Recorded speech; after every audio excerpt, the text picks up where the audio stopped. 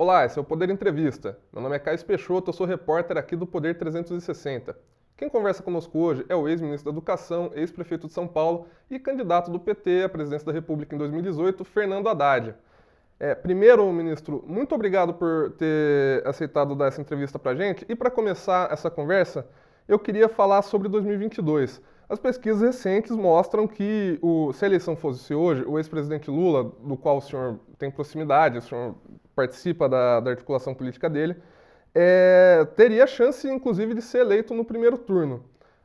A questão é que falta mais de um ano ainda para a eleição. Como que é possível para o PT manter esse cenário positivo até lá?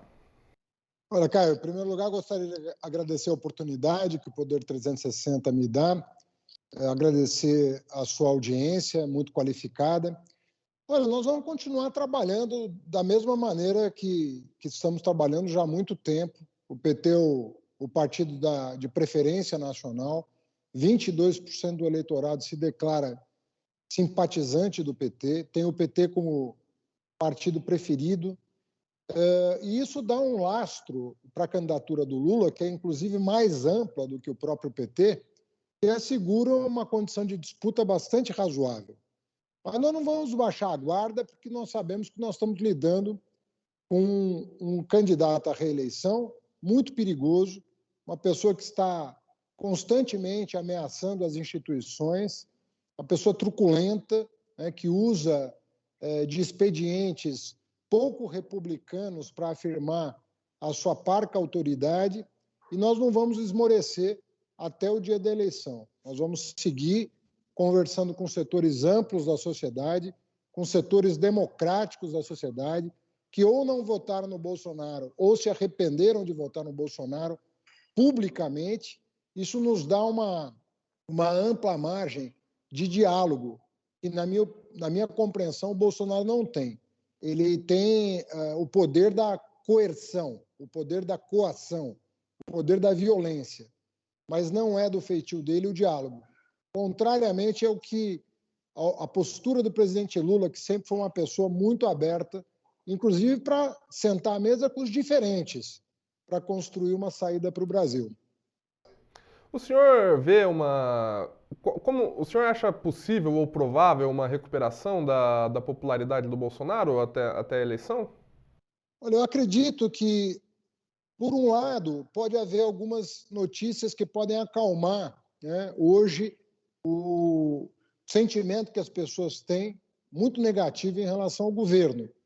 Obviamente que a conclusão do processo de vacinação vai significar uma atenuação do quadro crítico da pandemia e vai iniciar o processo de recuperação econômica, mas nos moldes tradicionais. Um crescimento econômico muito singelo e com renda muito concentrada no topo da pirâmide. Então, há algum alento em relação a isso, porque efetivamente nós vamos concluir o ano, apesar dos esforços contrários do governo, nós vamos terminar o ano com a população relativamente imunizada. Mas eu acredito, por outro lado, que a condução do Bolsonaro durante a pandemia foi tão ruim e os prejuízos, tanto do ponto de vista econômico quanto do ponto de vista humanitário, tão dramáticos, que eu acho que a imagem dele para setores expressivos da sociedade está definitivamente comprometida. Então, eu acredito que ele possa até ter algum soluço aí, mas eu espero e lutarei para isso, para que a população compreenda que esse senhor não tem a menor condição de continuar na presidência da República representando um país com a densidade política do Brasil. O senhor disse recentemente, em uma entrevista, que não acredita no surgimento de uma terceira via, que é uma coisa que algumas forças políticas falam bastante. Aí eu queria saber o que o senhor acha que vai ser o papel, provavelmente, por exemplo, do Ciro Gomes em 2022, se essa raia da terceira via está interditada, digamos. Então, é difícil julgar o que terceiros farão, né, diante desse quadro. Mas é um quadro que, na minha opinião, ele é de difícil reversão. É óbvio que no Brasil, um ano é uma eternidade. Pode acontecer muita coisa, inclusive nós continuaremos nos atos pró-impeachment do Bolsonaro, porque nós não estamos fazendo cálculo eleitoral nesse momento. Nós queremos que o país se livre de perspectivas protofascistas ou fascistas o quanto antes. E cada dia do Bolsonaro no poder, ele que já cometeu dezenas de crimes de responsabilidade, é um prejuízo enorme para a imagem do país. Não obstante, nós temos que levar em consideração que o PP e o PTB, o PP do Arthur Lira e o PTB do Roberto Jefferson, e setores do MDB, capitaneados pelo Eduardo Cunha, que está livre hoje e operando politicamente no Congresso, eles estão procurando blindar o Bolsonaro. Então, você está com muita dificuldade de fazer com que o Centrão, chamado Centrão, se sensibilize e coloque o impeachment para votar. Mas no que depender do Partido dos Trabalhadores, nós vamos estar em peso em todos os atos que pedem para que o Bolsonaro seja julgado pelo Congresso Nacional. A gente vai voltar a tocar nesse assunto de impeachment e protestos contra o Bolsonaro, mas antes eu queria fazer umas perguntas para o senhor sobre uma questão que noticiou bastante, que movimentou bastante o noticiário político no final de semana, que teve uma tensão política porque os comandantes das Forças Armadas e o ministro da Defesa divulgaram uma nota em resposta a um pronunciamento do senador Omar Aziz, presidente da CPI da Covid, dizendo que não aceitarão ataques, alguma coisa nesse sentido. Também, logo depois, veio uma declaração do presidente Jair Bolsonaro dizendo que talvez não tenha eleição em 2022, basicamente. Aí eu queria focar primeiro nessa primeira questão. Existe um diálogo possível entre o PT e as Forças Armadas? Olha, cara, eu vou te dizer por experiência própria. Eu passei quase 7 anos no Ministério da Educação e eu recebi todas as comendas possíveis e imagináveis das Forças Armadas, das 3 forças, com as quais eu tinha um excelente padrão de relacionamento. E assim como eu, o Ministério do presidente Lula e o próprio presidente Lula nunca tiveram nenhuma dificuldade em lidar com as Forças Armadas. Não houve uma crise, por menor que fosse, durante os seus 8 anos de governo. Não teve absolutamente nenhum incidente com as Forças Armadas. Pelo contrário, se você pegar a série histórica, você vai ver que o governo que mais investiu nas Forças Armadas foi o governo do presidente Lula. Então, eu não consigo ver da onde querem criar um antagonismo inexistente. Agora, do meu ponto de vista, as Forças Armadas são uma instituição de Estado, não são uma instituição de governo. Portanto, assim como membros do Poder Judiciário, membros do Ministério Público, que estão na ativa, não podem assumir cargos no Executivo, eu entendo que membros das Forças Armadas que estão na ativa não deveriam compor governos. Agora, você passou para a reserva, você está sem a farda, está desarmado, você pode se filiar a um partido e participar da vida pública. Enquanto você é parte de um corpo que representa a nação brasileira toda, você não pode fazer parte, você tem que representar o todo. Essa é a razão pela qual os militares que podem participar da vida política nacional deveriam, enquanto estão na ativa, efetivamente não se deixar partidarizar. Para mim, não é diferente o Ministério Público, que já é proibido de participar de governo, e do Poder Judiciário. Você veja que o Moro teve que se desincumbir da toga para assumir o Ministério da Justiça. Ou seja, isso deveria ser a regra. Instituição de Estado não pode se deixar partidarizar. Mas, sendo do ponto de vista, digamos, menos do institucional e mais pragmático da situação atual, o senhor comentou que, na época do governo Lula, governo e Forças Armadas tinham um bom relacionamento. Não, as Forças Armadas, quem está na ativa não pode ficar se manifestando politicamente, então é muito difícil é muito fácil a gente pegar uma impressão errada de que se trata de um monolito. E a gente tem uma certa dificuldade de saber quais são as diversas correntes que tem lá. Mas existe alguém dentro do PT que esteja responsável por fazer essa ponte? Ou alguém dentro das Forças Armadas que esteja conversando com alguma frequência do PT? Porque o senhor, depois do governo Lula, aconteceu muita coisa. Aconteceu, por exemplo, a Comissão da Verdade, que foi uma coisa que irritou bastante vários setores militares. Aconteceu o tweet do general Vilas Boas, enfim, já se passaram 11 anos depois do fim do governo Lula. Tem alguém tentando recuperar isso com essa tarefa, digamos assim? Olha, eu não sei se alguém foi designado especificamente para essa função, mas nós tivemos grandes ministros da Defesa, inclusive não petistas, que têm.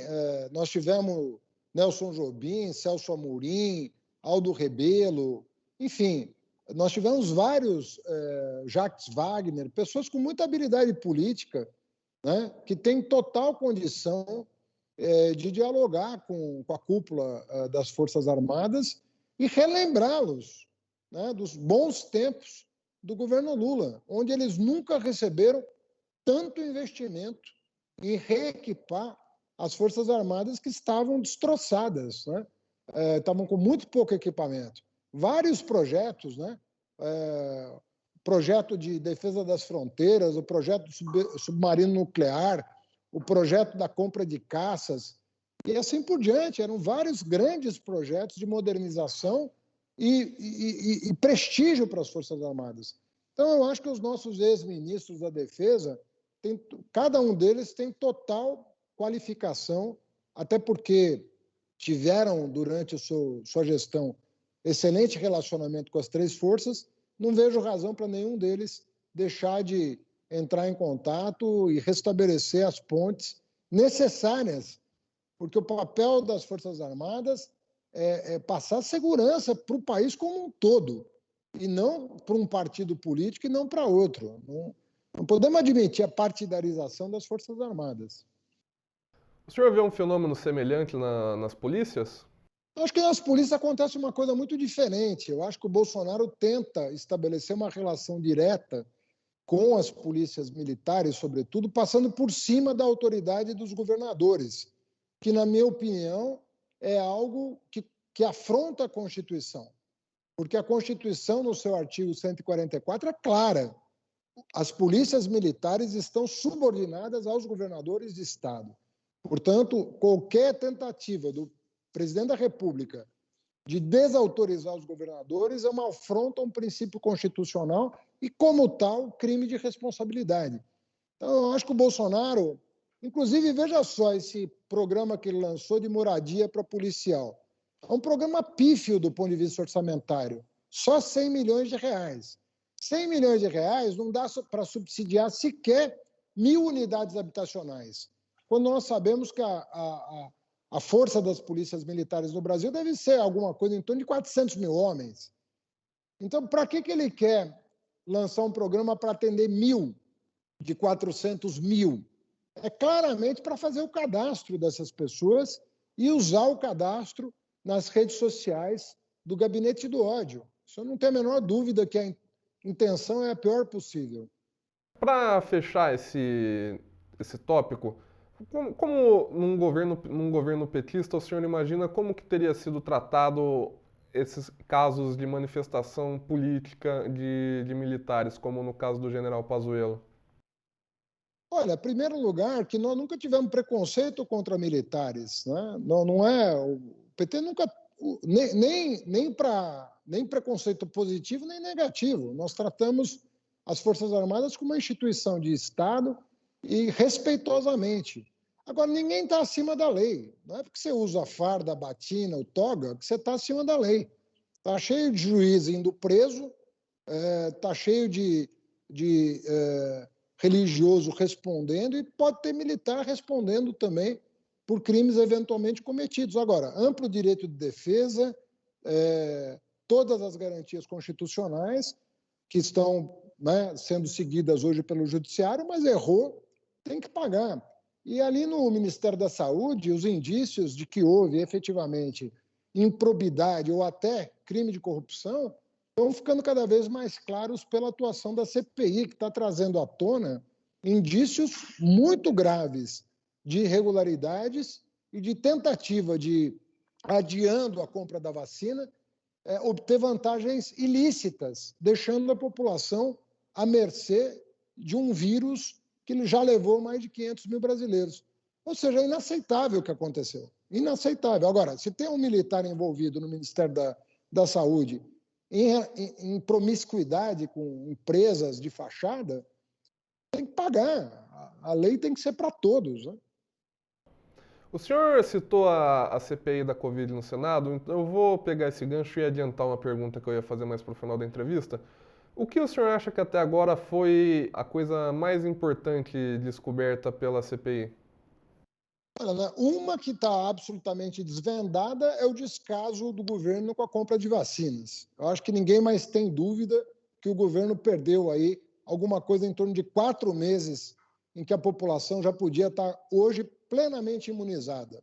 Ou seja, todas as mortes que aconteceram, hoje o Pedro Alau, que é um ex-reitor da Universidade Federal de Pelotas e é uma pessoa da área sanitária, estima que 400 mil vidas poderiam ter sido salvas se a gestão da pandemia tivesse sido profissional. Ou seja, nós podíamos ter entre 100 e 100 mil óbitos e não os 530 mil óbitos que temos hoje. Então, praticamente 400 mil brasileiros poderiam ter sido salvos com boa gestão pública da pandemia, né? E isso está absolutamente caracterizado pela CPI.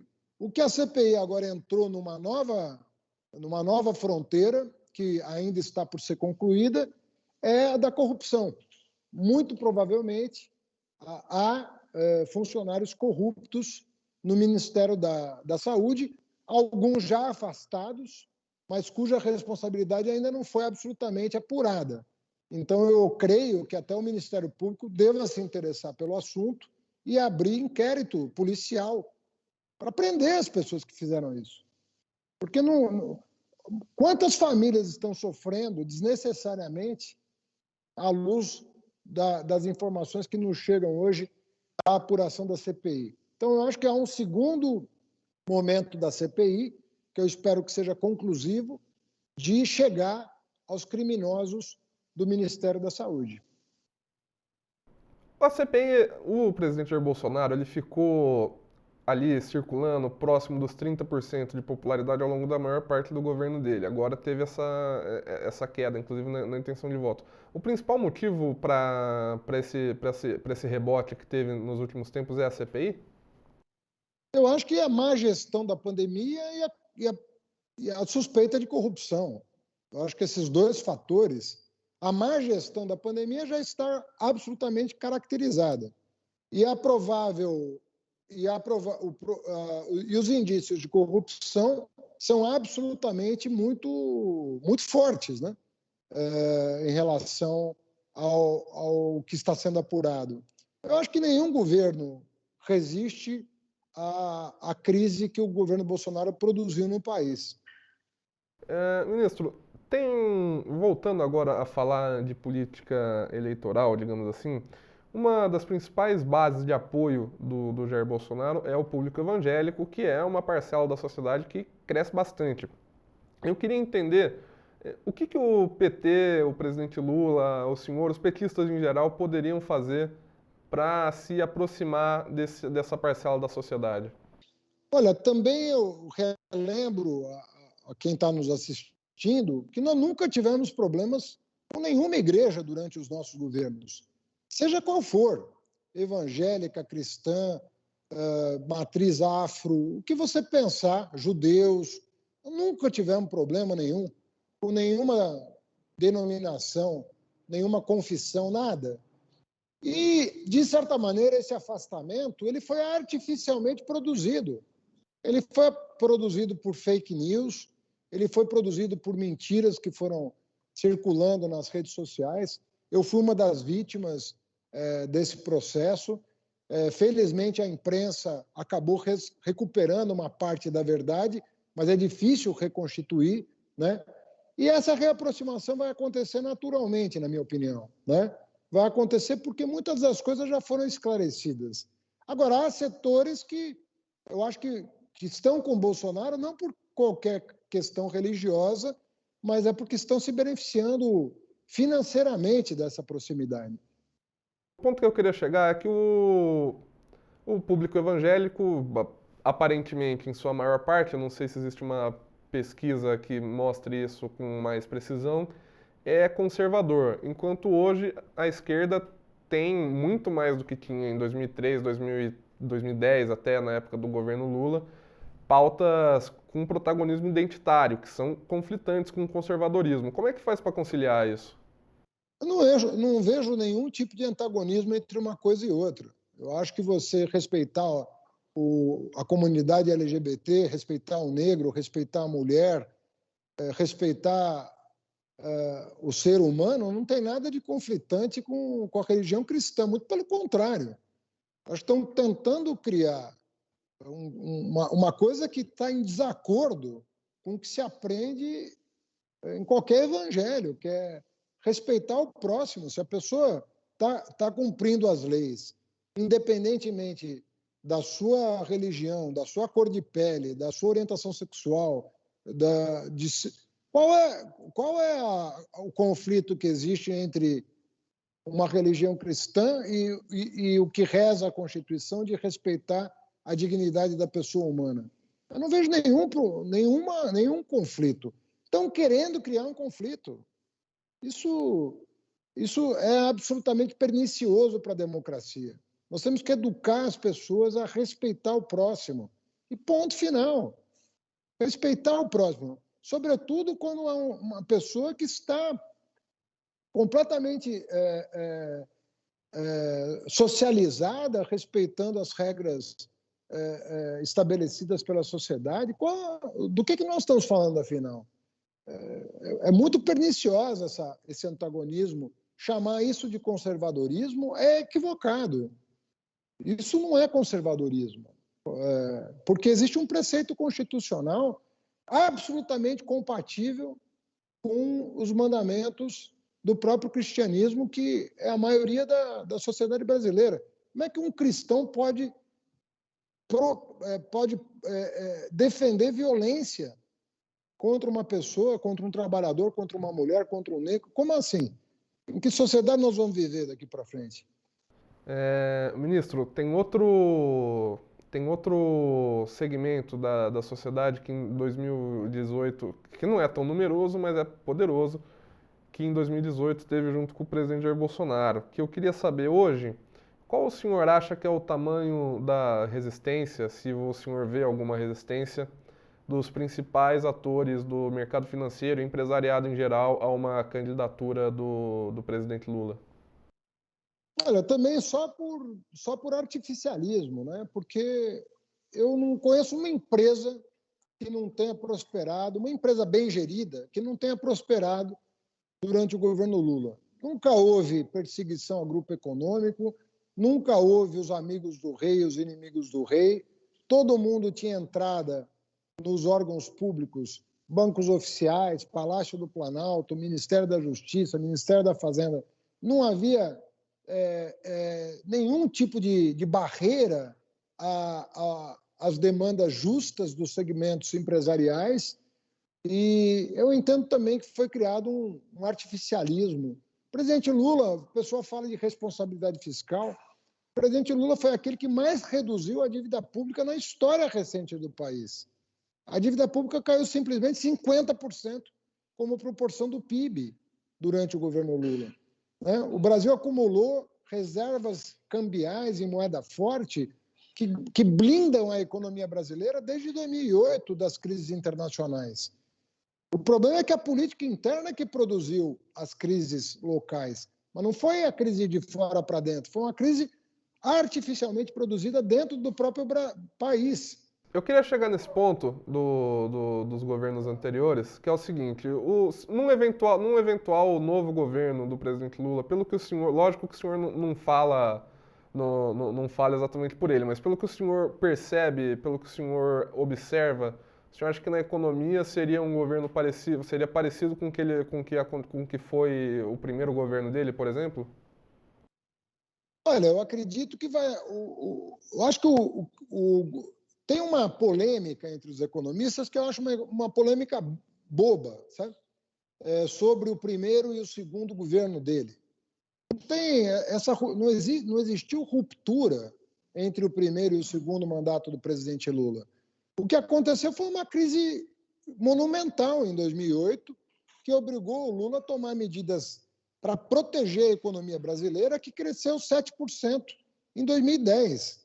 E tem um par de economistas aí que fica querendo dizer, não, o Lula 1, o Lula 2. É uma grande bobagem. Eu não vou entrar numa bobagem dessa, porque o Lula é uma pessoa que tem uma cabeça muito boa para governar. É uma pessoa flexível, uma pessoa que ouve terceiros, que ouve pessoas que pensam diferente dele e que toma as medidas mais sensatas de acordo com as circunstâncias históricas. Ninguém encomendou a crise de 2008. Só que quando ela aconteceu, nós estávamos com mais de 300 bilhões de dólares em caixa para suportar a crise. E ninguém lembra disso. Aliás, ninguém lembra que enquanto o Lula acumulava os dólares que nos protege até hoje, os liberais estavam criticando o acúmulo de reservas, dizendo que era muito caro manter aquelas reservas. E foi o que salvou o país. É que nem agora, é caro comprar vacina, é caro comprar dólar, mas é o que protege o país, é o que protege a saúde pública, é o que protege a saúde econômica da nação. Então, não caia nessa armadilha de achar que teve Lula 1 e Lula 2. Existe o governo Lula que entregou resultados excepcionais para a economia brasileira. É ele o candidato e é ele que precisa ser sabatinado em relação às medidas que tomou e saiu com 80% de aprovação e que vai tomar para reconstruir o Estado brasileiro destroçado pelo governo Bolsonaro. Pelo que o senhor disse, então a gente deveria, para ter uma ideia do que seria um eventual governo, olhar para o que foram os 2 mandatos em geral. Eu acho. Eu acho que o Lula é aquele conjunto, o conjunto da obra, né? Inclusive o sujeito que liderou a defesa da economia brasileira no pior momento desde 1929, que foi a crise de 2008. Se você não olhar para aquele estadista que enfrentou a crise de 2008 e saiu com 7% de crescimento, você não vai entender o Lula no seu conjunto. Eu queria passar para falar um pouco, para falar sobre o senhor em 2022. O senhor já disse em mais de uma oportunidade que se candidatar ou não não é uma decisão que o senhor pode tomar sozinho, porque o senhor está fazendo parte de um projeto coletivo. Me corrija se eu estiver errado. Mas eu queria saber se é possível, pelo menos, já dizer o que está se desenhando atualmente. É mais provável que o senhor esteja dedicado ano que vem a um projeto nacional ou um projeto estadual? Qual que vai ser? Tem algum foco delineado já? Não, nós estamos trabalhando. Primeiro, assim, eu acho que é cedo para lançar nomes, né? A eleição presidencial ela foi precipitada pelo próprio Bolsonaro, que não sai de campanha. Então fica difícil. Uma pessoa que não trabalha pouco, né? O noticiário dá conta de 2 a 3 horas de expediente por dia e fica o dia inteiro andando de jet ski, de moto.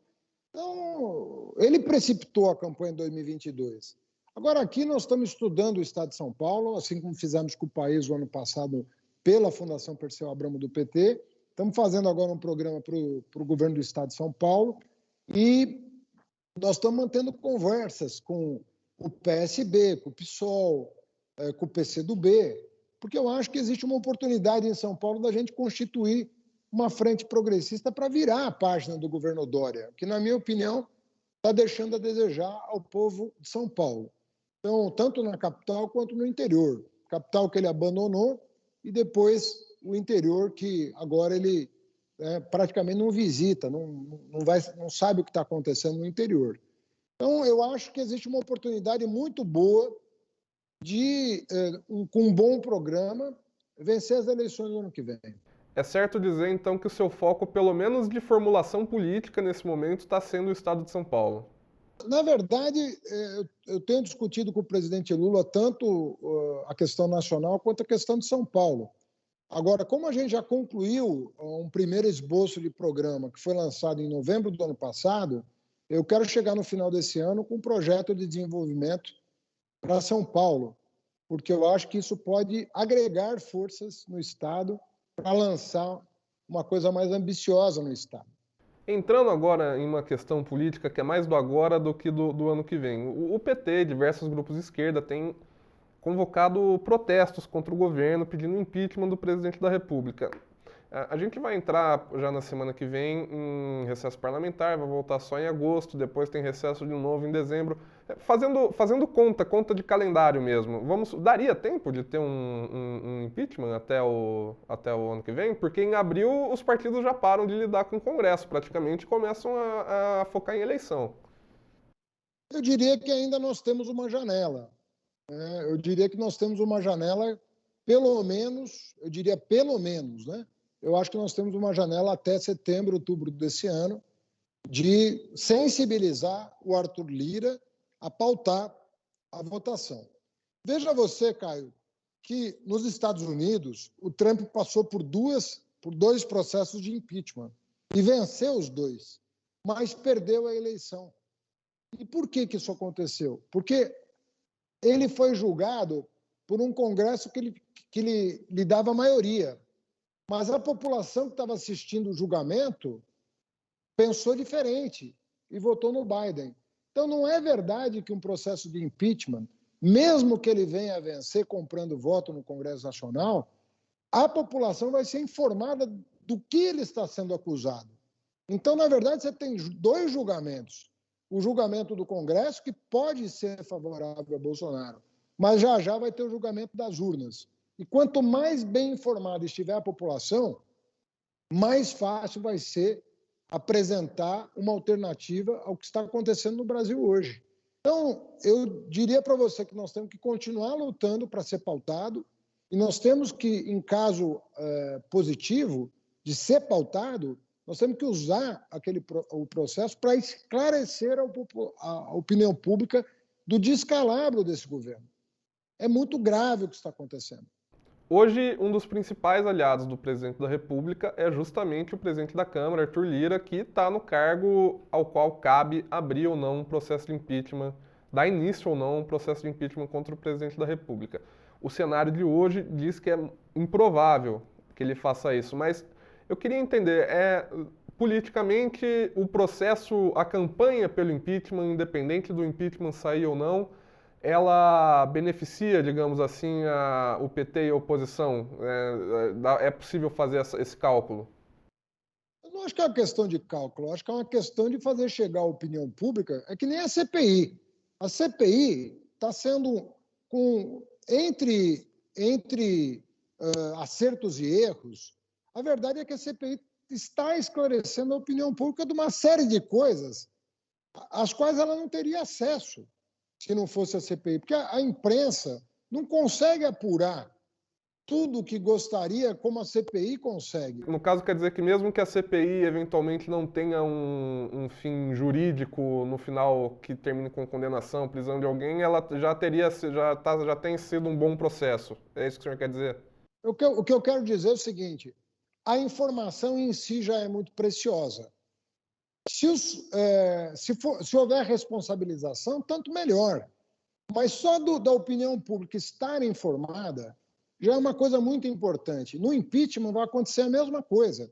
Independentemente do Centrão bancar o Bolsonaro e não deixar passar, primeiro que você vai saber como votou cada deputado, porque o voto é aberto. Isso já é uma grande coisa. Né? Cada cidadão saber se o seu deputado seguiu a orientação do eleitor ou não. Em segundo lugar, o próprio processo vai revelar os crimes cometidos pelo Bolsonaro. Então, a opinião pública só tem a ganhar, porque a verdade vai aparecer. A imprensa não tem tido condições sequer de exercer a sua missão, porque o Bolsonaro não responde lá, ofende jornalista, tem uma série de constrangimentos. Uma CPI não, um processo de impeachment tem acesso a todas as informações, é por lei, é uma obrigação legal. Então, eu acredito que nós temos uma grande oportunidade de usar esse processo para esclarecer a opinião pública.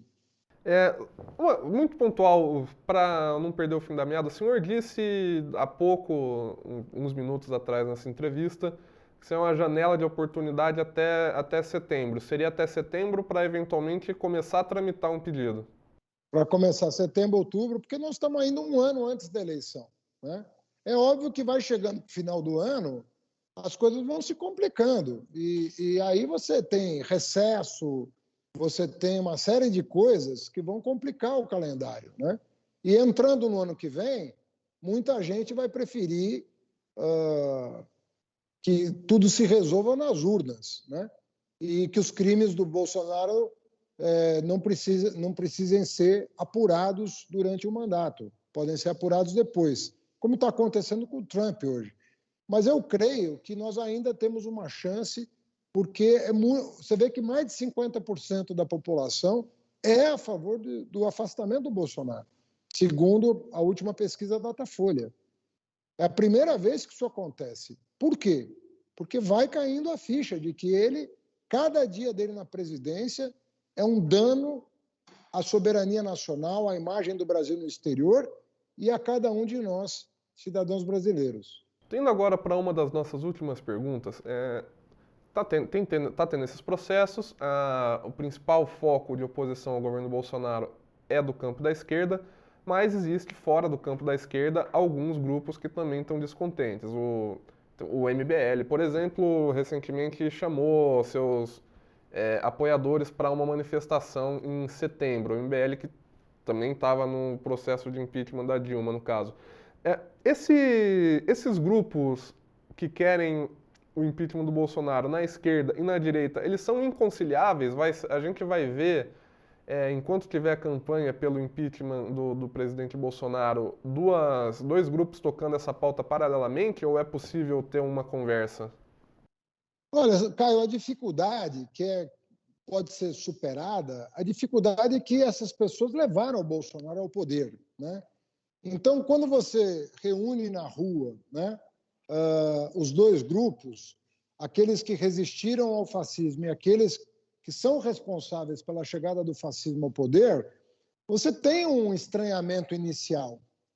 Mas o fato desses grupos estarem... Você veja que o Dória e o Eduardo Leite fizeram campanha para o Bolsonaro, declararam voto no Bolsonaro, né? E isso causa constrangimento, né? O fato desses setores mais conservadores terem apoiado um deputado federal completamente desqualificado, até para o mandato parlamentar, chegar à presidência da República. Então, também a gente, às vezes, está pedindo demais para todo mundo, né? Então, eu acho que é uma aproximação que, em nome da democracia, ela pode acontecer, mas nós não podemos também deixar de considerar o fato de que esses setores que hoje reconhecem a loucura que foi feita nesse país, precisa de um tempo de socialização mesmo, né? Porque estavam no palanque do Bolsonaro em 2018, defendendo com unhas e dentes o tal do mito, né, que causou esse desastre que todas as pessoas mais lúcidas prenunciavam, né? Então isso seria impossível hoje, mas possível no médio e longo prazo, digamos assim. Olha, eu acho que o afastamento do Bolsonaro é uma causa tão nobre, sabe, que deveria fazer com que todos, nesse momento, cobrassem um posicionamento. Porque, veja bem, quantos deputados do PSDB declaram hoje que votariam a favor do impeachment? Eu, se fosse o Poder 360 Graus, faria um placar dos parlamentares. Me dá um placar dos parlamentares. Quem hoje votaria a favor do afastamento do Bolsonaro? Para a gente saber se esse povo que está chamando ato de rua, se os seus deputados, afinal de contas, são ou não a favor. Eu vejo o Amoedo, do Partido Novo, defender impeachment e todos os deputados do Novo dizer que votariam contra o impeachment. Então, a impressão que dá é que é um jogo de cena. Então, gera desconfiança. Quanto menos desconfiança gerar, mais fácil vai ser somar forças. Então, eu acho que a gente tem que cobrar de quem votou no Bolsonaro, está no Congresso Nacional, um posicionamento transparente. Afinal de contas, é da boca para fora, que são a favor do impeachment, ou vão declarar hoje que, se aberto o processo, vão votar pelo afastamento? Ficará tudo mais fácil, inclusive para o Arthur Lira, eventualmente pautar.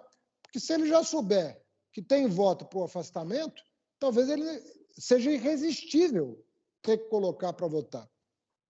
Ministro, eu vou entrar agora na nossa última pergunta, porque antes de acabar dessa entrevista, eu queria te perguntar sobre uma coisa que não está tanto na pauta política, na macro política, digamos assim, mas está tramitando no Congresso, são aquelas propostas de homeschooling. A homeschooling é a prática da família não enviar o filho para a escola e dar o ensino formal, digamos assim, em casa. E o senhor foi ministro da Educação por bastante tempo. Eu queria saber do senhor, o que o senhor acha dessa prática? Isso é benéfico para o estudante? Isso devia estar sendo discutido agora? Qual que é a impressão do senhor sobre isso? A minha impressão é a pior possível. É de gente que não entende absolutamente nada de educação que está propondo isso. Nada. As pessoas não têm sequer home, quanto mais schooling.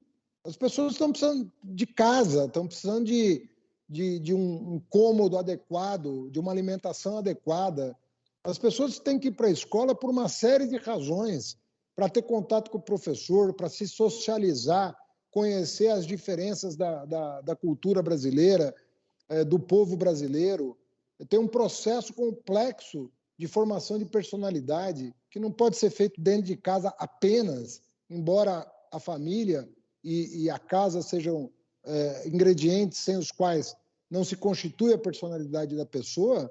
O convívio é imprescindível. Como é que você vai educar uma pessoa exclusivamente em casa? A casa é insuperável, né? E a gente tem que lutar para fortalecer os vínculos, né, da criança com os pais, com a família, com a comunidade, mas é imprescindível um processo de socialização e formação da personalidade na escola, que é onde a pessoa conhece, amplia os seus horizontes para além do seu universo restrito. Então, você não pode prescindir disso. Isso é uma grande bobagem. Isso é para meia dúzia de pessoas fanáticas que imaginam que o contato com outro ser humano vai fazer mal para alguém. Contato com o ser humano, quando bem constituído, em lugares saudáveis, é tudo que as pessoas precisam. Então, é um equívoco muito grande esse projeto e não deveria ocupar um minuto da cabeça de um ministro da Educação, que deveria estar com 1000 problemas na sua mesa para resolver e está aí desviando a atenção das pessoas para uma coisa completamente superada. Ministro, essa foi a nossa última pergunta. Muito obrigado por ter concedido essa entrevista para a gente. Obrigado, Caio. Um abraço para todos vocês aí. O Poder Entrevista vai ficando por aqui. Acompanhe tudo do poder e da política no poder360.com.br. Se inscreva no nosso canal no YouTube, siga a gente nas redes sociais e até a próxima.